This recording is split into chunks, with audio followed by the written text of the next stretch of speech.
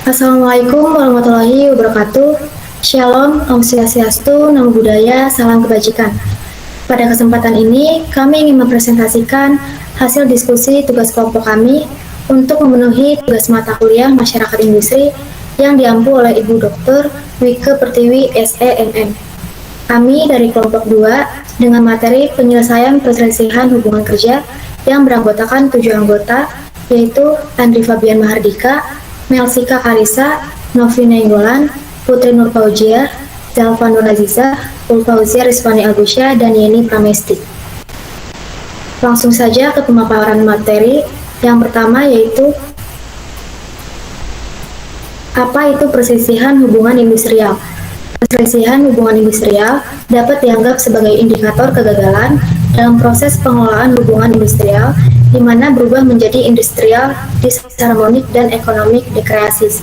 Perselisihan hubungan industrial dapat dikategorikan sebagai bentuk dari konflik organisasi, yaitu konflik yang terjadi di antara anggota atau para pelaku organisasi yang disebabkan karena adanya kepentingan yang berbeda, ketidaksepakatan atau tujuan yang ingin dicapai, atau ketidaksepahaman tentang metode pencapaian yang digunakan.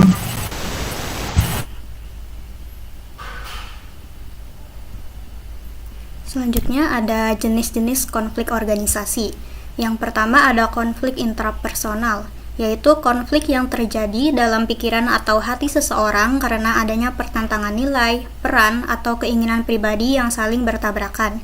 Yang kedua ada konflik interpersonal, yaitu konflik antara dua individu atau lebih yang biasanya terjadi karena perbedaan karakter, ego, atau tujuan pribadi.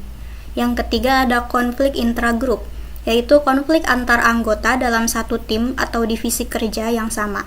Yang keempat ada konflik intergrup, yaitu konflik antara dua kelompok atau departemen dalam organisasi yang memiliki tujuan atau metode kerja yang berbeda.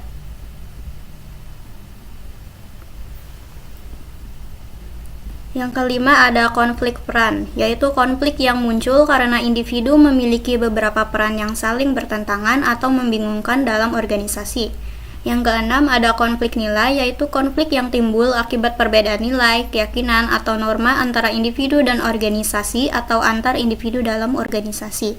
Yang terakhir ada konflik struktural, yaitu konflik yang disebabkan oleh desain atau struktur organisasi itu sendiri seperti sistem otoritas alur kerja atau hierarki jabatan.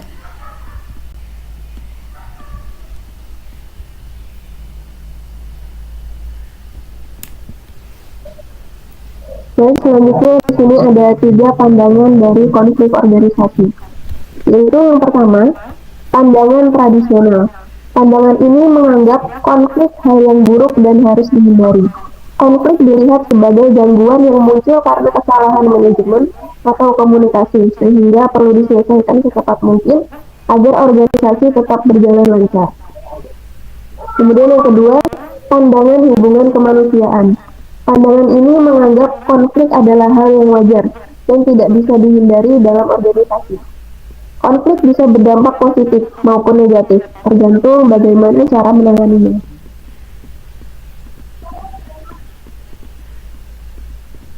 Kemudian yang ketiga, pandangan interaksionis.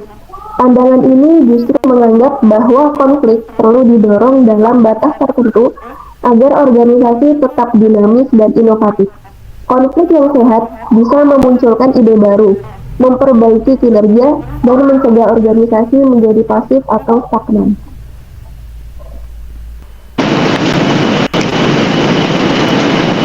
Oke, selanjutnya yaitu jenis-jenis perselisihan hubungan industrial.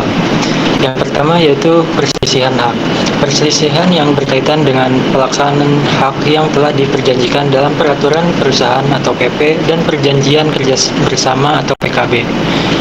Ini adalah perselisihan yang berkaitan dengan hak normatif pekerja yang telah ditetapkan secara hukum, tetapi tidak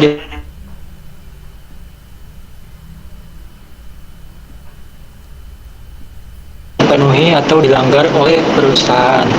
Contohnya, sesuai peraturan, namun perusahaan menunda tanpa alasan yang jelas. Lalu yang kedua yaitu perselisihan kepentingan. Perselisihan yang berkaitan dengan ketidaksesuaian paham tentang syarat-syarat kerja yang tidak diatur dalam perjanjian kerja maupun perjanjian kerjasama. Perselisihan ini terjadi bukan karena pelanggaran hak, tetapi keinginan antara pekerja dan pengusaha terhadap cara kerja yang belum diatur dalam peraturan atau perjanjian. Dalam sebuah perusahaan manufaktur misalnya, serikat pekerja mengusulkan jam kerja dikurangi dari jam 8 menjadi jam 7 tanpa pengurangan gaji dengan alasan kelelahan kerja dan peningkatan produktivitas. Namun pihak manajemen menolak karena dianggap akan menurunkan output produksi dan menambah biaya operasional. Perselisihan pun terjadi karena hal ini belum diatur secara spesifik dalam perjanjian kerja maupun peraturan perusahaan. Selanjutnya,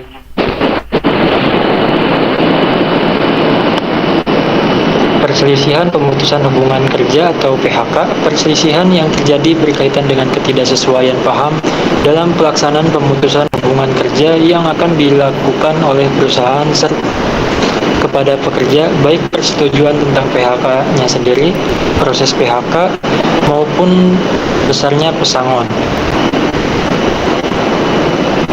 Permasalahan biasanya berupa PHK yang tidak adil, prosedur PHK yang tidak sesuai, atau kompensasi pesangon yang dianggap tidak layak.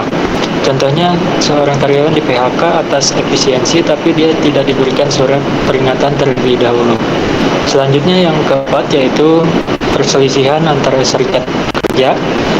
Perselisihan yang terjadi antara serikat pekerja atau gabungan serikat pekerja dalam satu perusahaan mengenai keanggotaan serta pelaksanaan hak dan kewajiban keserikatan.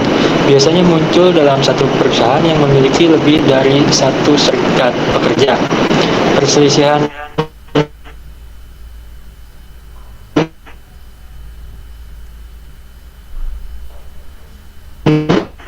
bisa mengenai siapa yang paling berhak mewakili pekerja dalam perundingan atau mengelola.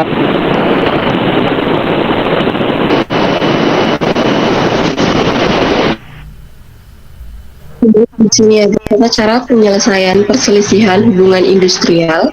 Penyelesaian perselisihan hubungan industrial di Indonesia diatur dalam Undang-Undang Nomor 2 Tahun 2004 yang menetapkan tahapan sebagai berikut. Yang pertama, perundingan bipartit dilakukan antara pengusaha dan pekerja secara langsung maksimal 30 hari kerja. Yang kedua, mediasi atau konsiliasi atau arbitrase. Jika bipartit gagal, pihak bisa mengajukan penyelesaian ke mediator, konsiliator atau arbitrase di Dinas Tenaga Kerja. Kemudian nomor 3, pengadilan hubungan industrial atau PHI. Jika mediasi atau konsiliasi atau arbitrase gagal, sengketa dilanjutkan ke PHI. Next.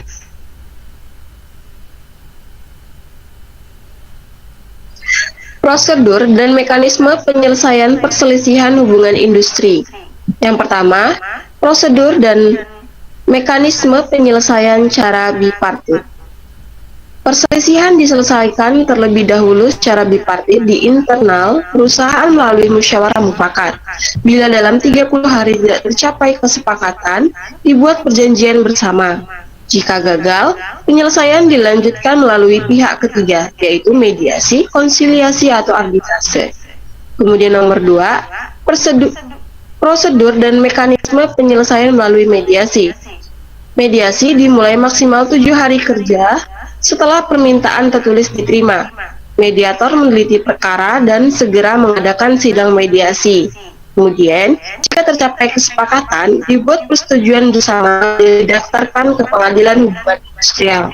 Jika tidak ada kesepakatan, mediator mengeluarkan anjuran tertulis maksimal 10 hari kerja sejak sidang pertama.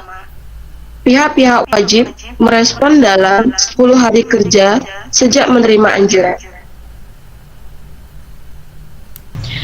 prosedur dan mekanisme penyelesaian perselisihan hubungan industri. Yang ketiga, ada prosedur dan mekanisme penyelesaian melalui konsiliasi pihak ketiga. Konsiliasi dimulai maksimal 7 hari kerja sejak permintaan tertulis diterima. Konsiliator meneliti kasus dan segera menggelar sidang konsiliasi. Jika sepakat, dibuat perjanjian bersama, ditandatangani para pihak, diketahui konsiliator, dan didaftarkan ke pengadilan hubungan industrial. Jika tidak sepakat, konsiliator menerbitkan anjuran tertulis maksimal 10 hari kerja sejak sidang pertama. Pihak-pihak memberi jawaban maksimal 10 hari kerja setelah menerima anjuran. Konsiliator harus terdaftar resmi dan memiliki legitimasi dari Menakertrans atau pejabat terkait. Selanjutnya yang keempat, dan mekanisme penyelesaian melalui arbitrase peradilan. Arbitrase dimulai maksimal 7 hari kerja setelah permintaan tertulis diterima. Arbiter meneliti dan menyelenggarakan sidang. Jika ada kesepakatan, dibuat akte peradilan dan didaftarkan ke pengadilan hubungan industrial. Jika tidak, arbiter memberi putusan maksimal 30 hari kerja, bisa diperpanjang 14 hari sekali. Putusan dapat dimohonkan pembatalan atau PK ke Mahkamah Agung. Arbiter harus resmi dan terdaftar oleh Menakertrans atau pejabat terkait. Selanjutnya, yang kelima, prosedur dan mekanisme penyelesaian perselisihan hubungan industrial secara menyeluruh. Mekanisme penyelesaian perselisihan hubungan industrial secara lengkap dan menyeluruh mulai tahapan biparti hingga penyelesaian banding melalui pengadilan penyelesaian perselisihan industri PPHI Mahkamah Agung.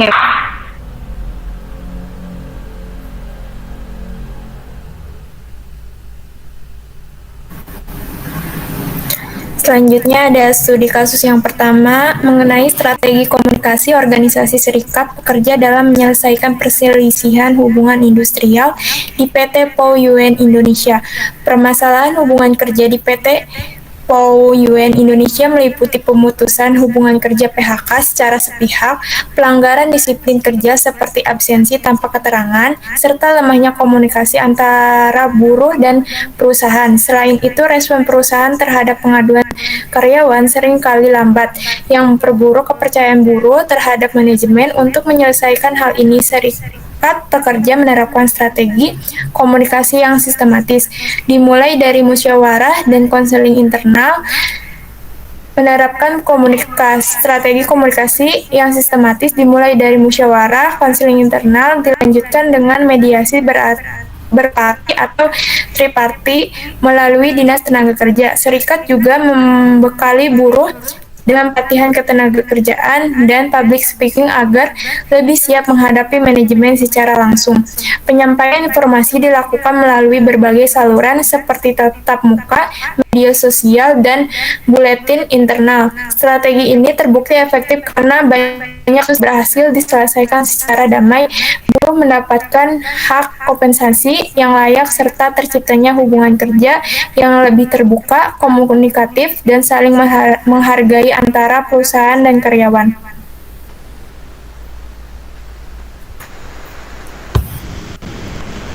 Selanjutnya ada studi kasus yang kedua mengenai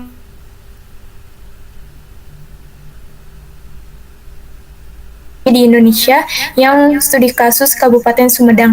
Di Kabupaten Sumedang, perselisihan hubungan kerja antara pengusaha dan buruh meningkat signifikan, terutama terkait PHK, upah, dan pelanggaran norma ketenagaan kerjaan.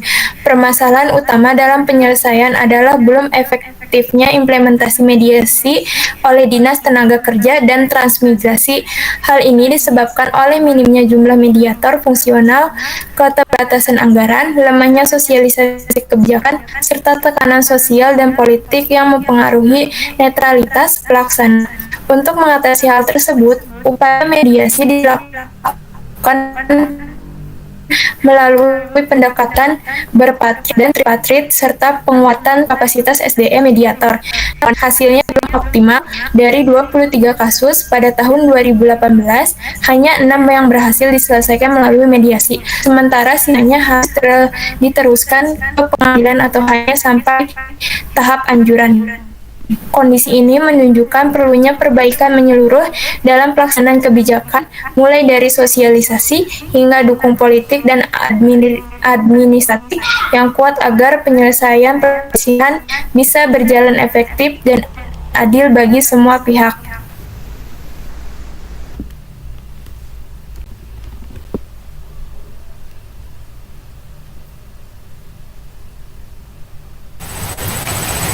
Kesimpulannya, penyelesaian perselisihan hubungan industrial membutuhkan sinergi antara regulasi, pelaksanaan kebijakan, dan aktor di lapangan. Studi kasus 1 menunjukkan bahwa kurangnya sumber daya dan ketidaknetralan mediator menghambat efektivitas mediasi di Sumedang. Sebaliknya, studi kasus 2 di PT PO Indonesia menampilkan peran aktif serikat pekerja yang mampu menyelesaikan konflik melalui strategi komunikasi, edukasi, dan mediasi yang kuat. Artinya, keberhasilan penyelesaian perselisihan sangat ditentukan oleh kapasitas.